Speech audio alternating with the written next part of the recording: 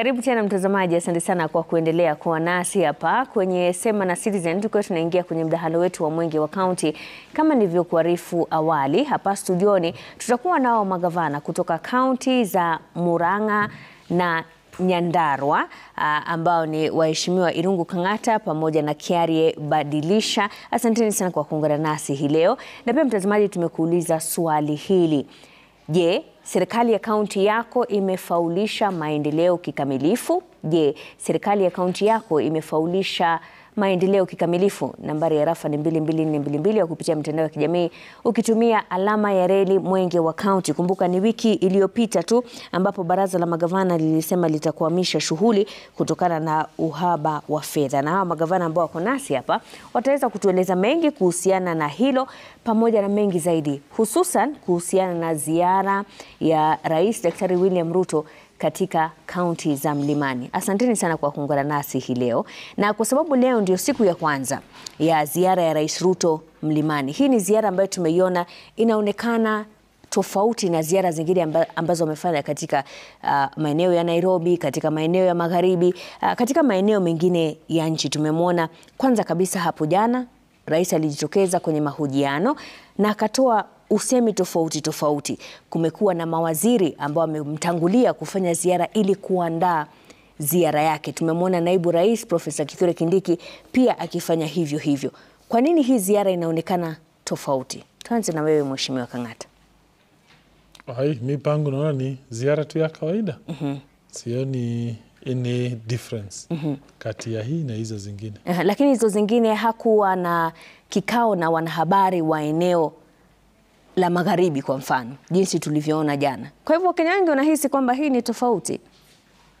Pengine mimi sijui, maybe viongozi anaweza kuwa na Mheshimiwa Badilisha. Nikiungana na mwenzangu, hii tofauti iko katika fikira za watu hapa na pale. Lakini kusema ukweli, hii si mara ya kwanza tunamkaribisha rais.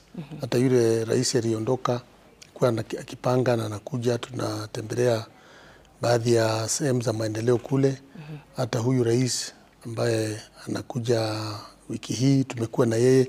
Kwetu sisi kama magavana tunaendesha kazi yetu inavyostahili na kama kawaida, lakini labda kuna watu wanatumia macho ya siasa ama macho mengine, lakini kimaendeleo naona ni ziara ya kawaida. Na kuna jambo lingine ambalo wengi wanajiuliza, ni lazima rais aende katika maeneo mbalimbali ili kuwaonyesha wananchi kwamba anatekeleza maendeleo? Mheshimiwa. Tukumbuke kwamba rais ni mfanyikazi wa nchi, na kwa hivyo yeye wananchi akiwa mfanyikazi wao inafaa wakati mwingine afike katika maeneo na kueleza wale waajiri wake yale walikubaliana hapo awali, vile ametekeleza, ni yapi yamefanyika, ni yapi hajafanyika na ni kwa nini. Kwa hivyo ni jambo la kawaida rais kutembea. Hata sisi tunafanya vile.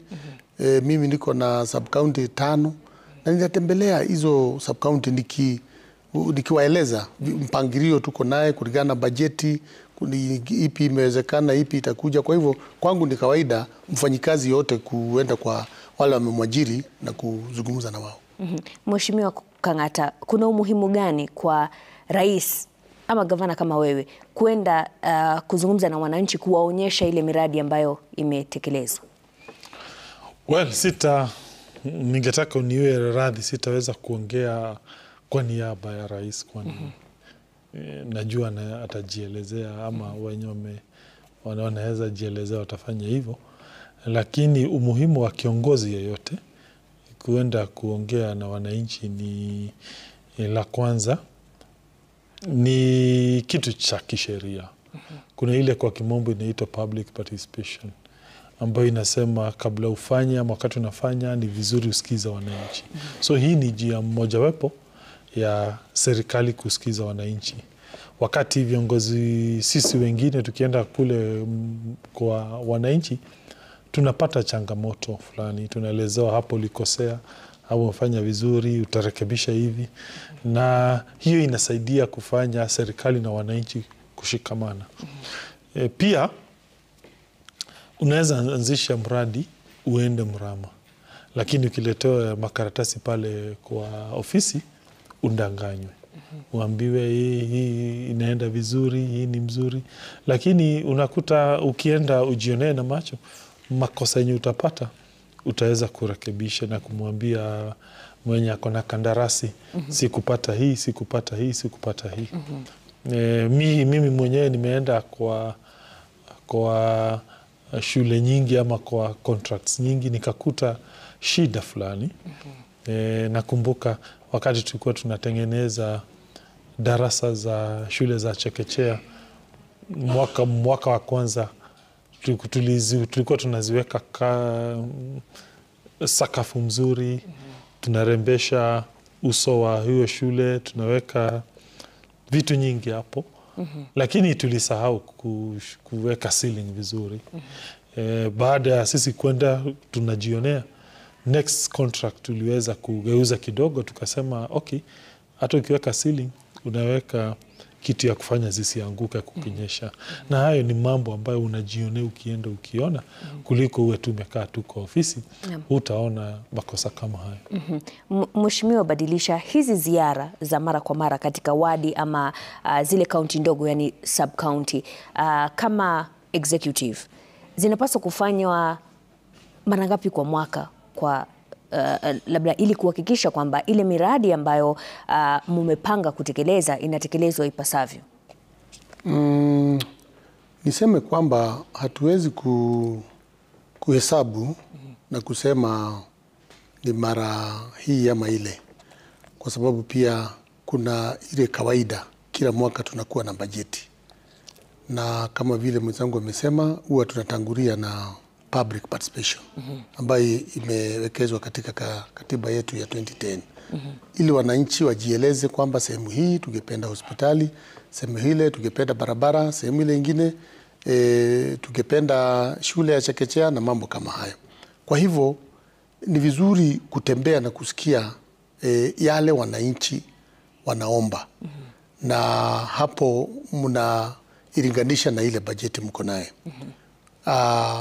Kisha mkisha tengeneza bajeti, mnaanza ile implementation. Na ni vizuri pia kwenda kuhakikisha kwamba yale mliweka katika mpangilio ndio inatekelezwa. Kwa hivyo unaona ni kitu ya kuendelea ama continuous. Na hata baada ya implementation pia tuko na evaluation. Kusema kwamba mradi huu ambao tuwaletea una mafanikio gani. Na kwa hivyo tuseme, kulingana na mimi, si jambo ambalo linatakana liwekwe pale mpaka wakati fulani ndio lifanyike. Sisi kama waajiri wa serikali ni waajiri wa permanent. Na kwa hivyo pia ziara zetu zinatakana ziwe permanent kulingana na uwezo na kulingana na nafasi ambazo zipo. Na tukirejelea ziara ya Rais William Ruto katika eneo la Mlimani, kumekuwa na dhana kwamba wakazi wana hasira na rais, ilhali rais anaonekana kwamba yeye ana imani kwamba zile ahadi alizotoa, miradi aliyoanzisha, kwamba inatekelezwa kikamilifu. Kwa mfano, hapo jana alizungumzia masuala ya maziwa, kwamba zile fedha ambazo zinawafikia wananchi na haswa wafugaji zimeongezeka. Wale ambao wanalima kahawa pia mapato yao yameongezeka. Barabara alizoahidi kwamba zinaendelea. Ni kwa nini basi wakazi wanaonekana kama wanazungumza kwa sauti tofauti na rais? Mheshimiwa Kang'ata. Tuanze na wewe, manake Mheshimiwa Badilisha ametoka kuzungumza. Manake kama unavyosema, kuna hiyo public participation inayofanyika. Executive anaenda chini, anahakikisha kwamba miradi inaendelea. Rais anasema miradi inaendelea. Na jana alizungumza kwa uwazi akisema wakulima wanafaidika. Kwa hivyo kwa nini wananchi wanaongea kwa jambo tofauti? Well, pangu mimi niseme ya kwamba hiyo ni kesi yake sasa, ama serikali kuu na wananchi. Sijui kama itatatuliwa ama itatatuliwa. Maamuzi ni ya raia. Mimi kama Irungu Kang'ata, mimi ni kitu kidogo sana. Mimi ni tone. Hata mimi sauti yangu haina nguvu. Lakini Kang'ata ukiandika barua bwana na Haina nguvu. unasikizwa. Mimi nikuelezee, niko one Irungu Kang'ata over 20 million Kenyans times 100% is equals to 0.0000. Niko mtu kidogo sana. Lakini unazungumza na wananchi kila siku, haswa katika kaunti ya Murang'a. Kwa nini hawaoni yale ambayo rais anasema anatekeleza? Okay, niseme ya kwamba nimekuelezea hiyo ni mambo ambayo serikali na wananchi watajaribu venye watatatua. Lakini zile tetesi ambazo nasikiza kule chini kwa mwananchi, la kwanza ni mambo inahusu bima hii ya SHA. Wakumbuka hapo mbeleni NHIF ilikuwa inalipisha kila mtu takriban 500. Hivi sasa wenye wameandikwa kazi, contribution yake kwa SHA ilienda juu. So wengi wakafikiria kwamba hiyo contribution iko juu, hawa wenye wajaandikwa basi watabeba mzigo mkubwa. Lakini SHA imeleta kitu kinaitwa mean testing. Ukienda hapo unauliza maswali, kwa mfano, je, kwako kuna maji, kuna stima? Basi wanafanya mahesabu fulani ambayo kwa watu wengine imefanya contribution yao ya SHA, haswa wenye wako informal sector, ifikie takriban 1,000, 2,000. Mimi pangu ningeelezea serikali kuu ikae chini na wale scientists wanaitwa actuarial scientists ambao wanaweka hizo mahesabu katika hiyo mean testing. Wajaribu kuangalia ili ile contribution ya SHA kwa watu wengine isiende juu sana, haswa wenye wako kwa informal sector, iende chini, kwani hiyo ni tetesi liko juu. Pili, tetesi la pili ambalo nimeweza kulisikia ni mambo inahusu masomo. Kumbuka kila mtu ako na haja ya kwenda kusomesha mtoto wake. Wale ambao wanaenda chuo kikuu, bila shaka hii pia mean testing ambayo ilikuja imefanya watu fulani pesa zenye ulikuwa nalipa ziende juu. Na kuna tetesi kubwa sana kwa watoto wa wenye wanaenda university.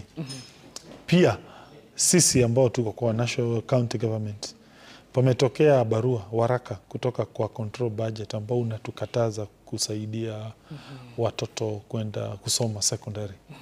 Basi kwa mfano Murang'a County tuko na hii program inaitwa Nyota Yetu, iko na takriban watoto 1,400.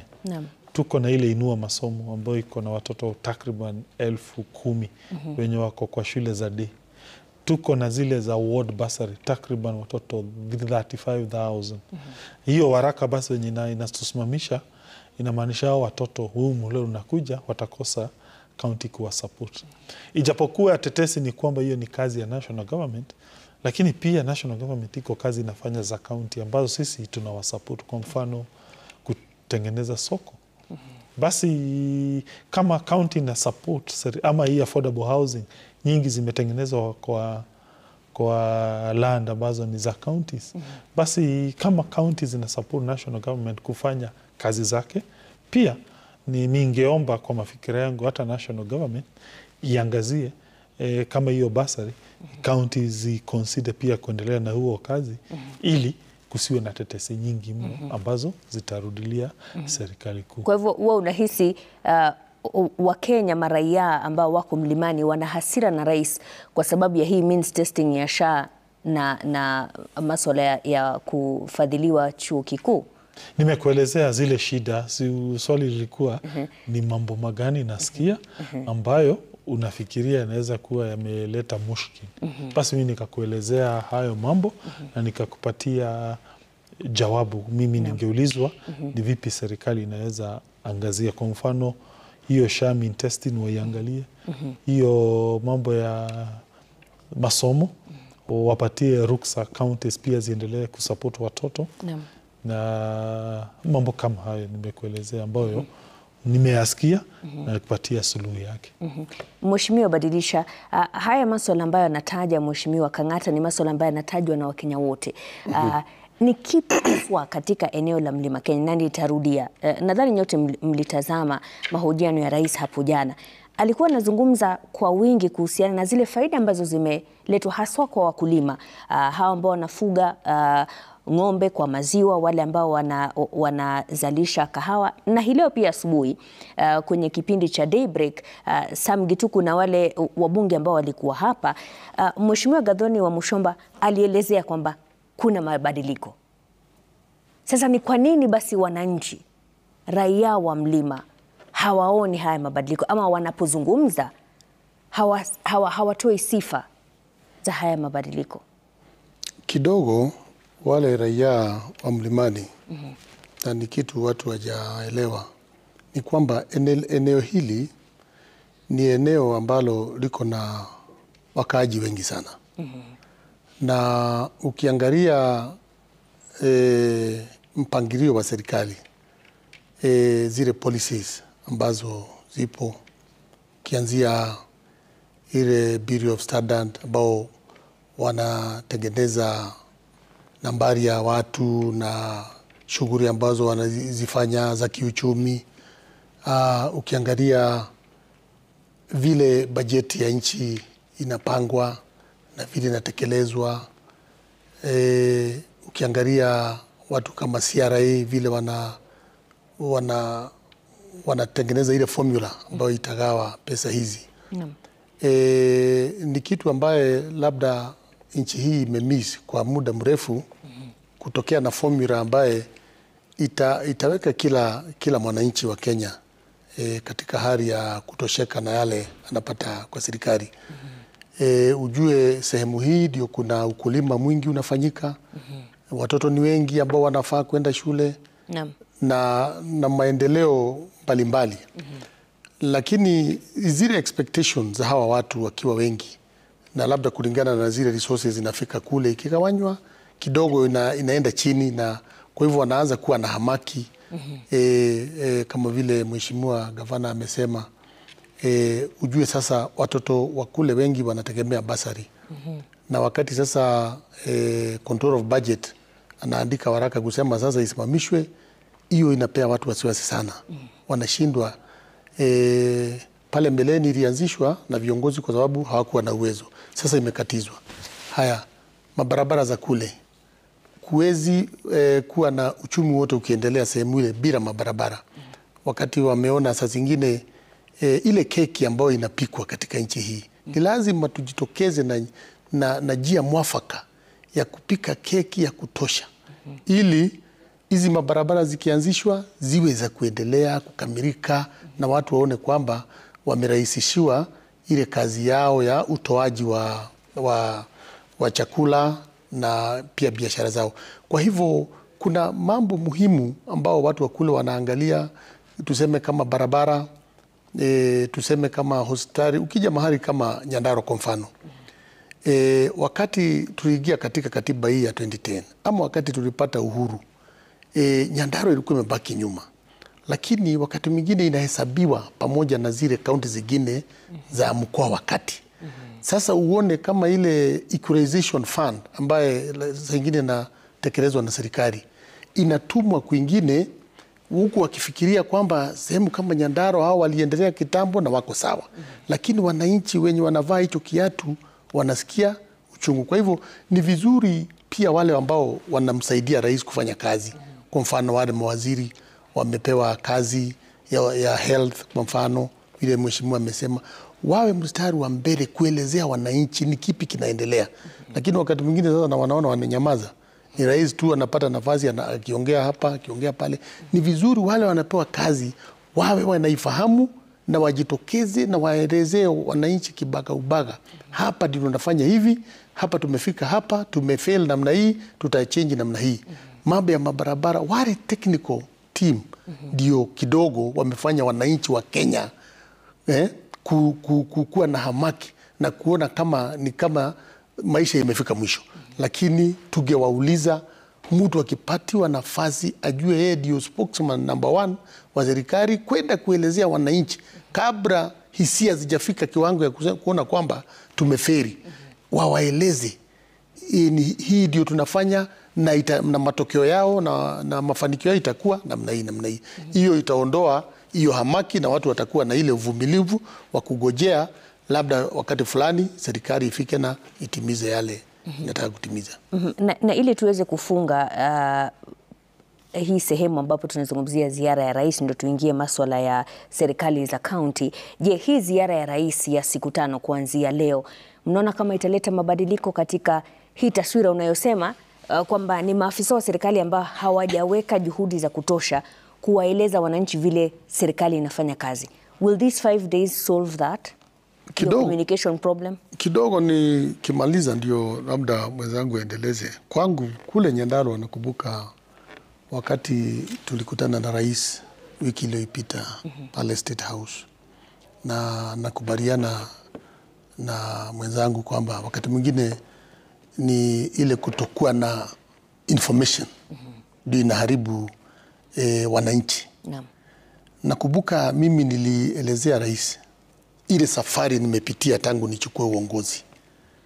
Mwezi wa 9 mwaka wa 22 niliamusha ile University Establishment Committee ya Nyandarua, na nikapeleka kwa viongozi, nikampelekea rais, tukaenda Commission University Education, tukaenda Nairobi University, nikaelezea vizuri kabisa vile safari tumeenda, na nikaelezea pia tumetumia hata pesa za county kufanya renovation na infrastructure na tuko tayari.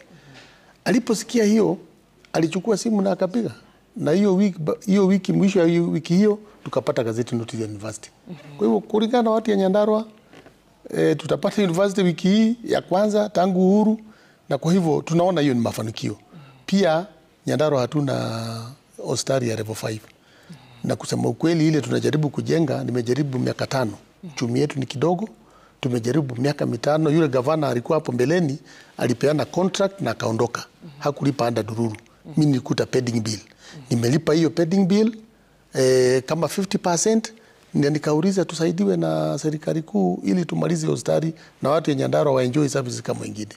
Alikubali, na sasa tayari naona tutasaidiana kumaliza hiyo hospitali. Kwa hivyo tuseme kidogo mambo mengine inakujaga kuleta ile kuelewana ile haraka na mambo inatimika. Mheshimiwa Kang'ata, hizi siku 5 za ziara zitasaidia kwamba raia wa Mlimani wataweza kuona juhudi za serikali na haswa za Rais William Ruto kutekeleza ile miradi ambayo aliahidi? Sijui, situgoje. Siku 5 tu tutaangalia kama Monday wenye kumeendelea. Ningeomba mwenda pole hajikwai. Wacha tugoje ni Monday tu tutafanya inaitwa nini? Review. Tuone matokeo ikoje. Pangu mimi sijui. Haya, sawa sawa. Na wiki iliyopita baraza la magavana lilisema kwamba litakwamisha shughuli kutokana na uhaba wa fedha. Je, mpango huo bado upo, na ni wapi haswa mnahisi mmefinyika zaidi? Tuanze nayo Mheshimiwa Kang'ata. Kuna shida, kuna tashwishi, kwani kuna ile tunaita conditional grants. Zile fedha ambazo zinatumwa kutoka serikali kuu hadi ugatuzi ambazo ziko na kazi fulani. Kwa mfano tuko na hii pesa ya road levy ya kutengeneza barabara. Tuko na pesa inaitwa NAFCDP. Hiyo ni mambo ya ukulima. Tuko na pesa ya Kenya Urban Support Program ambayo ni pesa ya kusaidia miji. Na hiyo sheria imekwama katika bunge na inamaanisha tumebakisha miezi 2-3 mwaka wa serikali uishe. Na basi wakichelewa kutuma hizo pesa, kuna uwezekano bajeti zetu zitakuwa na pengo. Kwa kimombo tunaita budget absorption. Na kuonyesha basi ningewaomba wale wako kule serikali kuu waangazie ili budget absorption ili tupate pesa za kusaidia wananchi kule mashinani. Pili, mgao wa rasilimali kati ya serikali kuu na serikali hizi zetu. Ukiwaangazia vizuri unaona ya kwamba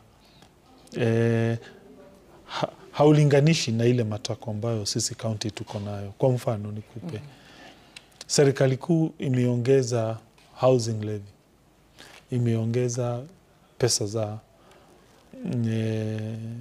zile tunatoa NSSF, imeongeza NHIF. Hii inamaanisha juu kuna ile contribution ya mfanyikazi na ile contribution ya employer, basi payroll yetu imepanuka. Na ikipanuka na hatuna pesa za kuweza kulipa hayo, zile pesa zinaenda kwa maendeleo, zinaendelea zikididimia. Basi haki ni kwamba ugavi uangaziwe zaidi. Hapo mbeleni walikuwa na propose tupewe takriban bilioni 400 sisi sote. Wakapunguza zikaenda takriban milioni 388 hapo ama 87. Basi tukapoteza pesa. Ilibidi tufanye ile inaitwa supplementary budget. Na kwani basi hayo itatatiza program zetu. Najua my friend hapa kwa na program zake.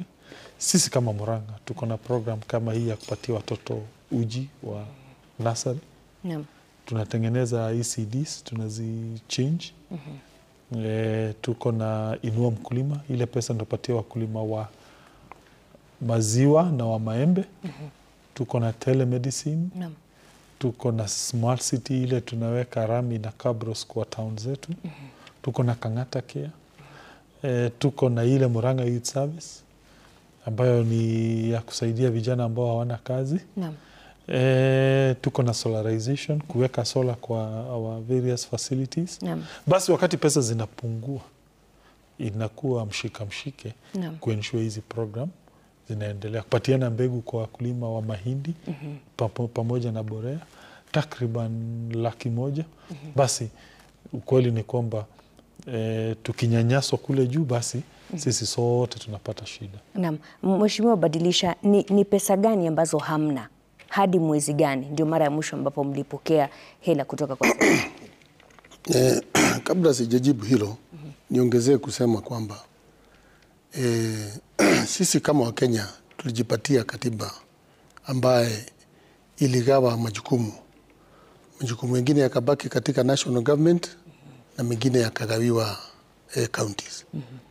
Lakini kufikia sasa zaidi ya miaka 10 tangu tujipatia hii katiba, unaona functions zingine zilipeanwa kule na fedha za hizo functions bado zinabaki huku.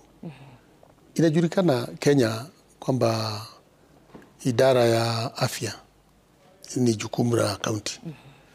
Lakini unakuta 127 billion inabaki na serikali kuu. Agriculture ni jukumu la county. Unakuta 89 billion inatekelezwa na serikali kuu. Pia mambo ya masoko bilioni 6 inatekelezwa kule. Mambo ya elimu, kuna mambo mingi imeleta mchanganyiko. Unakuta kuna mvutano kati ya magavana na wabunge, kwa sababu wakati mwingine jukumu hizi ambazo tumepewa kutekeleza na katiba kama vile barabara, unakuta wale pia wanafanya, elimu wale wanafanya. Na hii ndio imefanya hata labda fedha za Kenya hazitumiki ifaavyo. Ni kwa sababu labda kuna duplication. Na tukienda mbele, nafikiri hiyo ni jambo moja inatakana iangaliwe, ili kila shilingi ya Wakenya itumike vile inavyofaa, na tuweze kufanya program kama vile Gavana Kang'ata amesema. Mimi pia kule, unajua kwetu ndio kama kikapu cha chakula cha Kenya. Tuna mpango ya kutengeneza mbegu mpya ya viazi kupitia ile tissue culture, ili tuondoe zile viazi ambao zina ugonjwa na mambo kama haya. Pia tumeona ukuzaji wa matunda katika nchi ya Kenya pia ni area ambayo inaweza letea pesa za kigeni katika nchi na pia katika wananchi wetu. Ukiangalia mahospitali, wananchi wanazidi kuongezeka. Tunahitaji kuongeza dispensaries na health centers na ziwe properly equipped. Lakini unaona pesa nyingi zinabaki kule katika national government. Kwa hivyo ni mara ya mwisho mlipopokea pesa ilikuwa lini? Kwa hivyo niseme kwa sasa kuna kaunti ambazo hazijapokea pesa kwa miezi mitatu na zingine miezi miwili. Kwa hivyo hakuna kaunti hata moja tunaweza sema imepokea fedha ama ule mgao 100%. Kuna zingine miezi mbili, kuna zingine miezi tatu. Na hiyo pia inatuletea shida sana, haswa wakati huu tunaelekea sasa kumalizia mwisho wa mwaka huu wa kiserikali. Kwa sababu bajeti tuko naye, miradi iko pale, lakini kidogo tuko nyuma katika kuleta hizo fedha. Na unajua itakapofika tarehe 30 mwezi wa 6, basi sasa tunasimamia pale, utakuta kuna kazi nyingi itarudikana hapo. Na ndio unaona hii pending bill zinazidi kuumiza wananchi wetu. Kwa hivyo pia hiyo ni tunaendelea kuuliza serikali. Kuna haja ya kuhakikisha kikatiba by tarehe 15 ya kila mwezi tunafaa kuwa tumepokea mgao wa huo mwezi ili tuweze kutekelezea wananchi wetu kazi ifaavyo. Hiyo haijafanyika kwa muda mrefu na ni jambo moja ambayo inaleta shida. Na pia niulize Attorney General, not Attorney General but Auditor General. Unakuta vile pesa za serikali zinagaiwa kulingana na ile last audited account. Lakini unakuta kila mwaka miaka 2, miaka 3 ripoti hiyo haijatokezea. Kwa hivyo hata zile pewa tunapewa kila mwaka, tunapewa kulingana na ripoti ya miaka 2, 3 ya nyuma. Na hivyo ni kuonyesha kwamba hailinganishi na vile hali ilivyo katika nchi yetu ya Kenya na kwa wakati ule. Kwa yule Mkenya ambaye anawatazama hivi sasa, angependa kuelewa hizi fedha zinapotolewa na serikali. Kwa mfano, utapata waziri wa fedha atajitokeza aseme kwamba tumetoa bilioni 2 kwa mfano kuelekea katika counties ili kutekeleza majukumu yake. Baada ya Treasury kutoa hizo fedha zinawafikia vipi? Na ni wapi ambapo huwa inakwamia? Ndio Wakenya waweze kuelewa this is the process that happens for counties to receive the funds that they require.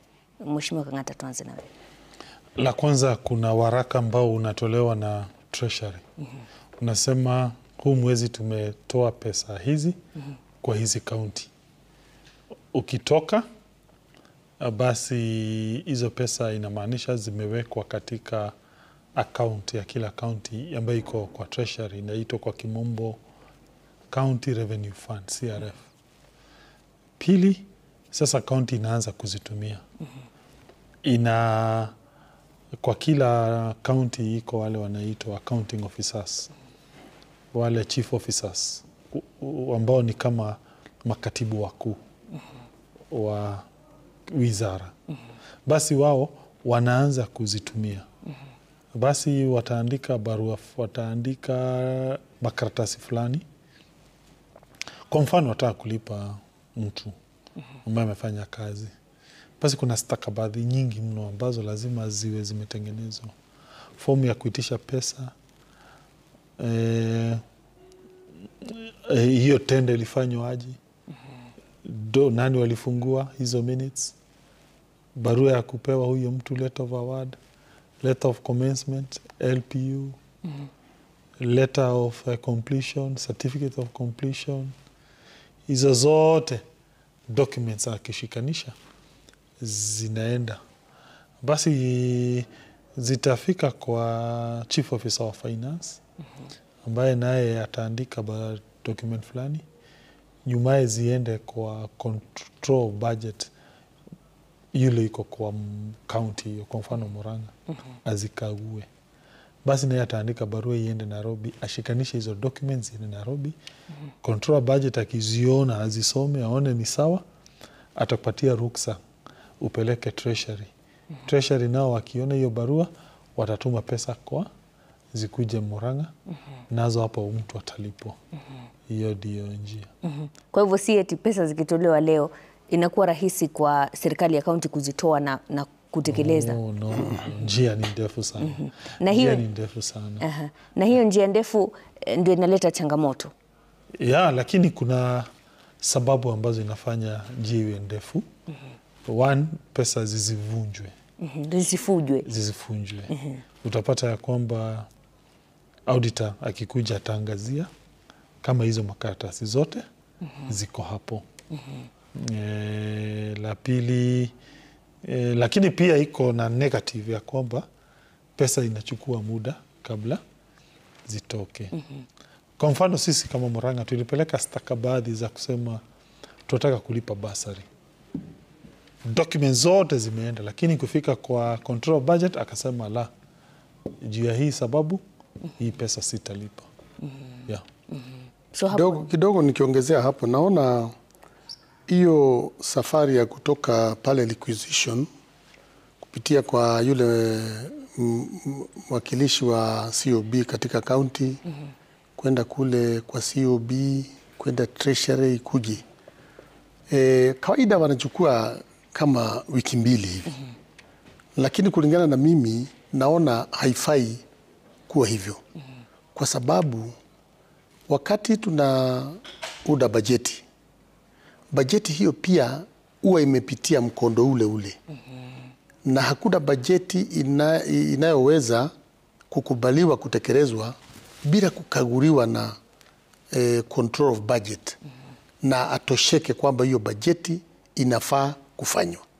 Na ikiwa bajeti ishakaguliwa na imepitishwa na imekubalika, sioni ni kwa nini tena wakati wa malipo kuwe na tena muda mwingine mrefu wa ukaguzi. Ni afadhali wakague wakati wa bajeti. Kama bajeti iko na shida, irudishwe katika kaunti, itekelezwe. Ili iwe ni document ambayo iko tayari, na wakati sasa wa malipo iwe tu ni kukagua, kuhakikisha kwamba pesa fulani inaenda kwa mradi ambao uko katika bajeti na fedha zake zinalingana.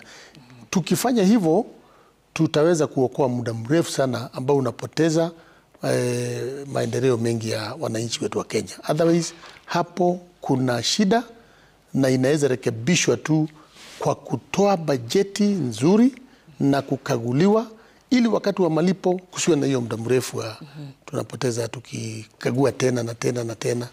Na saa zingine unaona hata sababu ambazo tunapewa hazina, kulingana na mimi, hazifai. Na hiyo ni sehemu moja ambaye serikali inatakana kurekebisha. Naam. Bila shaka tunapumzika kidogo, lakini tutakaporejea kuna baadhi ya maswali hapa ambayo yameulizwa na wananchi kutoka kaunti za Murang'a na pamoja na Nyandarua. Nitaweza kusoma maswali hayo kisha nitaweza kutoa majibu kwa wananchi kutoka kaunti hizo. Mtazamaji, tunapumzika kidogo tu, tutarejea hivi punde na mengi zaidi. Awali tulikuwa tumekuuliza, je, serikali ya kaunti yako imefaulisha maendeleo kikamilifu? Je, serikali ya kaunti yako imefaulisha maendeleo kikamilifu? Wasiliana nasi, nambari ya rafa ni 22422 au kupitia mitandao ya kijamii ukitumia alama ya reli Mwenge wa Kaunti. Usiondoke hapo.